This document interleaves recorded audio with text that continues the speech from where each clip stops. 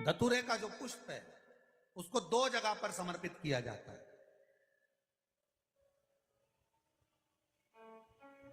दो जगह, एक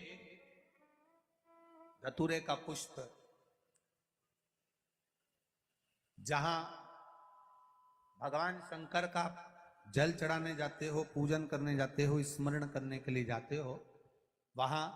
अशोक सुंदरी वाली जगह पर धतूरे को, फूल को समर्पित किया जाता है। एक दूसरे नंबर का धतूरे का जो फूल होता है, दो फूल जब हम समर्पित करने जा रहे हैं तो एक अशोक सुंदरी वाली जगह पर, फूल का जो मुख होता है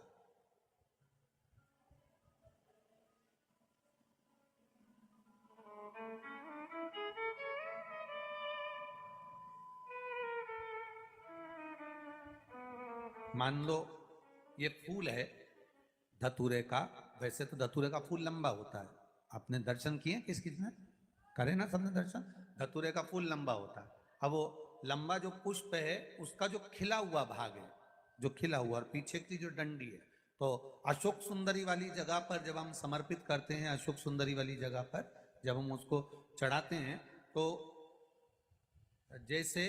ये शिवलिंग है और यहाँ सामने अशोक सुंदरी की जगह है, तो जो अशोक सुंदरी वाली जगह पर हम पुष्प समर्पित करते हैं तो खिला हुआ जो भाग है, जो खिला हुआ भाग है, उसको इस तरह से रखते हैं कि शिवलिंग की ओर उसका खिला भाग जाए, और डंडी का भाग इधर गणेश जी, कार्तिकेय जी और 33 कोटि जो देवी देवता हैं उस ओर उसका भाग जाए, उसका भाग ऐसा समर्पित। एक दूसरा, शिवलिंग पर जब हम धतूरे का पुष्प समर्पित करते हैं, शिवलिंग पर जब हम धतूरे का पुष्प समर्पित करते हैं तो उस फूल का खिला हुआ जो भाग होता है उसका मुख हमारी ओर होना चाहिए, अर्थात डंडी का मुख जब शिवलिंग पर चढ़ाएंगे तो डंडी का मुख उधर हो और खिला हुआ भाग हमारी ओर।